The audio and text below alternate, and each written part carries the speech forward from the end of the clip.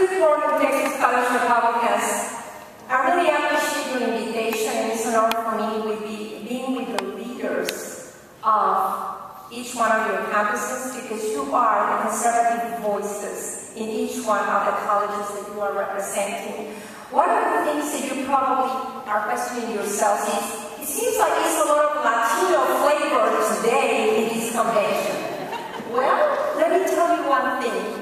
We need 40% of the Latino vote to win the next presidential election.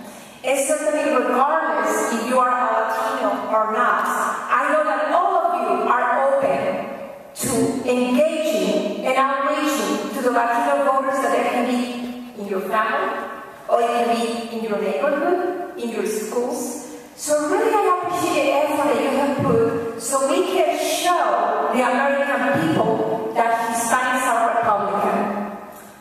Former President Rodriguez said Hispanics are Republican, they just don't know it yet. We're going to show that our values, fiscal and social values, are the values that the Latino community have as well. One of the things, as you mentioned, as I was introduced, we started VocesAction.org back in 2008 in Minnesota at the Republican National Convention. In there, Francisco Kiko Canseco, who has run his first strike for the congressman, was with my husband and I, and we talked about the possibility of beginning the organization, because we wanted to educate and empower the Latino community with their social and fiscal values, but we also wanted to educate the non-Latino community in how to interact with the Latino community.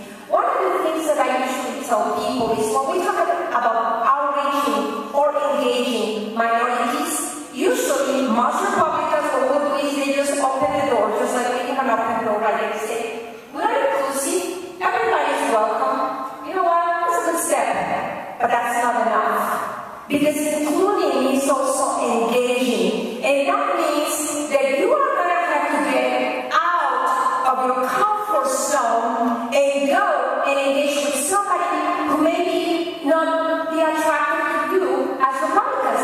And out of your comfort zone means that you get out, even if people will look at you and you will say, "Hi, how are you? My name is Adryana Boyne, and I would love to know, what is your name?" I would love to know, what do you think about what is the situation of this country? Would you like to come and tell us what are your thoughts and ask me any questions that you may have of the Republican Party? Sure. Well, good. I hope to see you in the next meeting. Thank you.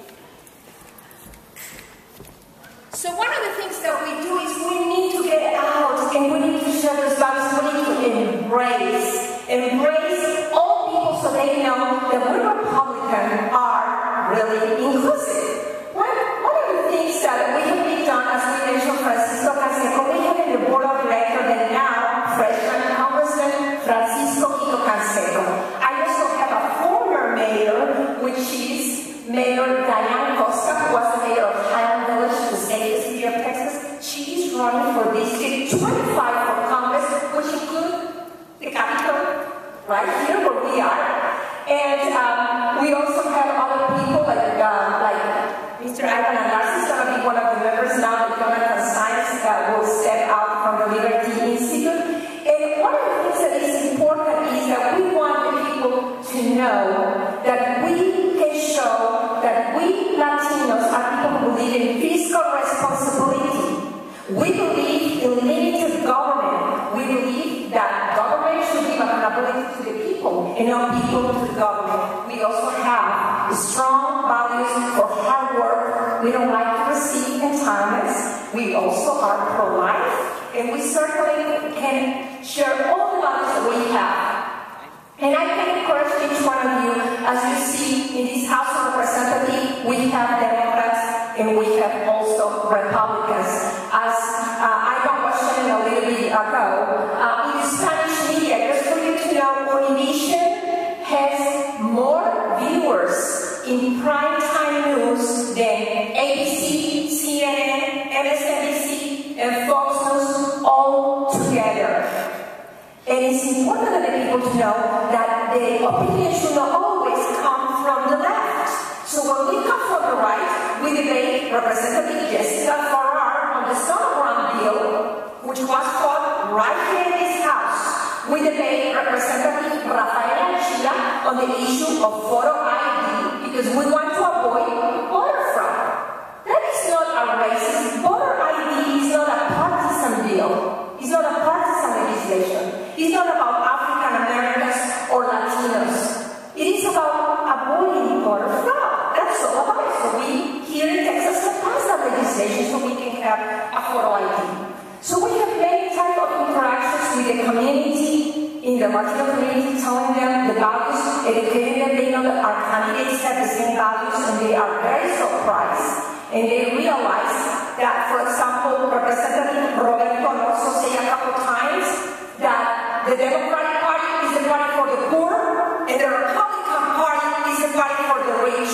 My answer was right. The Democratic Party is the party of the poor because they want you to remain poor. And the Republican Party is the party of the opportunity. So you can make as much as you can and you can decide what to do with your money instead of the government to tell you what to do with your money.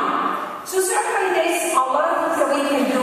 We can use a lot of resources. You have a lot of sponsors right there in the back of your program that they are involved in many ways. My organization is not there in the program, but it's Voces, VOCS, Action.org. You can see. Adryana Boyne, who just spoke, is also a spokesperson for the Republican Party. And he has been appointed by Governor Perry to be chair of the Texas Warranty Student Loan Incorporation. You can go there and find out about the scholarships for people in college. And certainly we are very blessed in having him as the chair of the board because he knows that things are done in a correct and transparent manner. Well, let me tell you a little bit now. There is a lot of Latino leaders, there is a lot of people like me who came to this country and, as you can tell from my accent, made the decision to become an American. So many years ago, I took an oath, and in that oath, I committed to the United States. I committed to respect and defend this country and defend our Constitution. And this is my country, and this is my flag. So that is important for all of you to know. There are many other people who have been an inspiration in my life. And 4 years ago, as I was sitting in St. Paul, Minnesota, I met a wonderful woman who inspired me. She, as myself, came to the country as an immigrant, and she became a treasurer of the United States. Let me tell you a little bit about my friend. Rosario served for 22 years at the local, the state, and national levels. In addition, her professional career includes banking, non-profit organizations, and the corporate world. She is a businesswoman, an author, and an international recognized public speaker.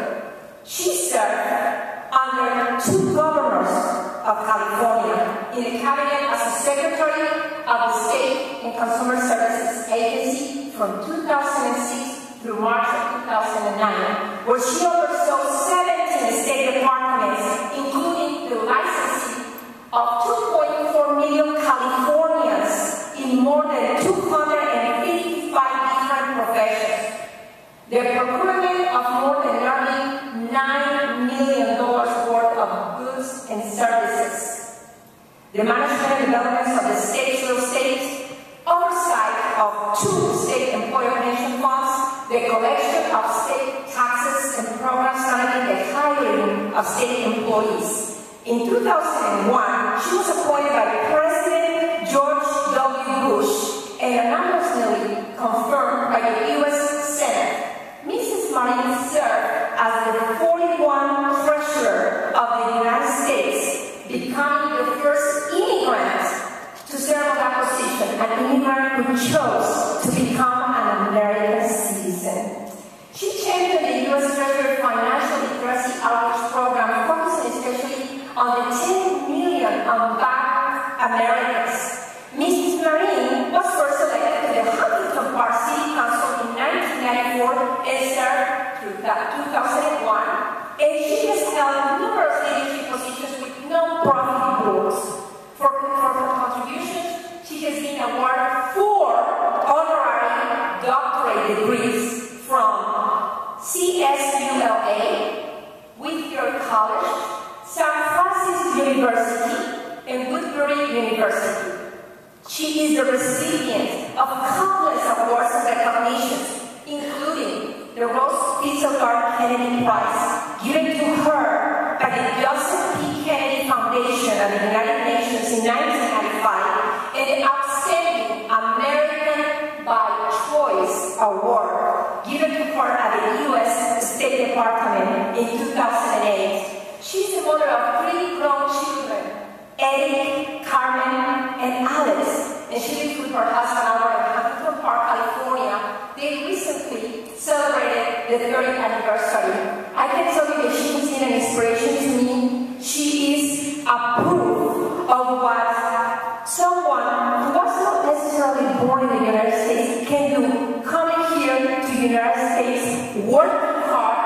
She's an inspiration to many at the national